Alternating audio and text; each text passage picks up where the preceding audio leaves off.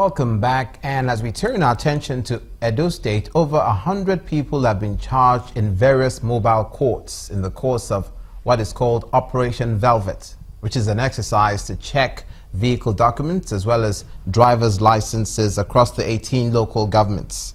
Acting chairman of the Edo State Internal Revenue Service, John Obaze, disclosed this in an interview with Channels Television in Benin City, the Edo State capital. Commuters have been forced to pay increased fares and in some cases walk long distances due to a significant reduction in the number of vehicles on the roads. Commuters facing difficult times, trekking long distances and sometimes struggling to board vehicles. Clearly an unusual situation around Ramat Park area in Benin City, a regular hub for public transporters. It's not that it's not good. At least the week is too much. At least for a whole week is too much. At least it should be like 2 days or 3 days. I've been here for more than 2 hours. I have not got any vehicle to travel with. The answer to this mystery is not far-fetched. Since the start of Operation Velvet, a thorough check of vehicle papers across the state, many vehicles seem to have disappeared from the roads. To save themselves from this embarrassment, many vehicle owners besieged the office of Edo State Board of Internal Revenue Service to get their documents up to date. Some lament the slow pace of service. Only one computer, they did capture the old people. We were with the fake number this morning, and more than 100 and something people. How long we go just say here? They use ballot system to pick people for them to cash on. They are not following whether they've told you to come on the 3rd or not. Acting Chairman, Edo State Board of Internal Revenue Service, John Obaze, believes the board is quite capable of handling the situation. For the renewal of vehicles, virtually all our offices across the state, we have 32 tax offices are available to renew vehicles.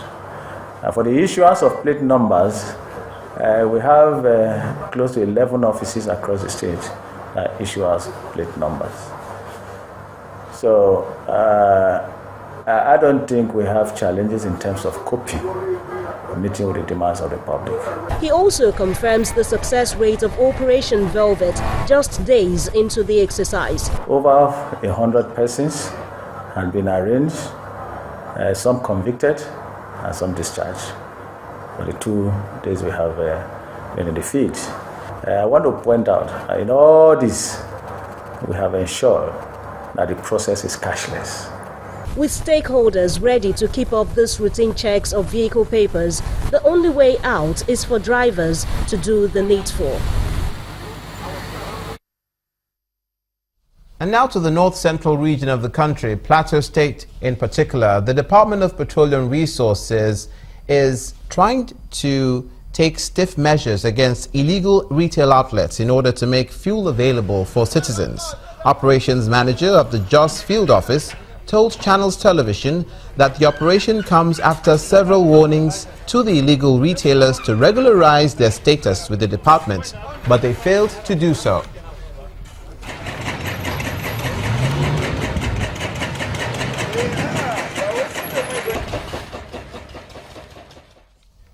And now the United Nations International Children's Fund, UNICEF, is appealing to state governments in Nigeria to urgently commit to the United Nations Year of Action to End Violence Against Children. The UNICEF Child Protection Specialist Tafida Makoni made the appeal in Benin City, the Edo State capital, during a program to create awareness against child abuse.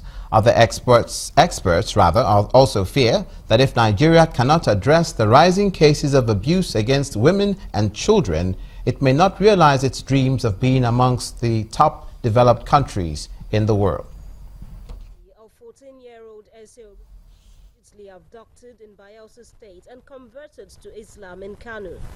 The abduction of 3 students of Babington Macaulay Junior Seminary, Ikorodu, Lagos, are a few of the recent cases that highlight the rising case of abuses and violence facing women and girls in Nigeria.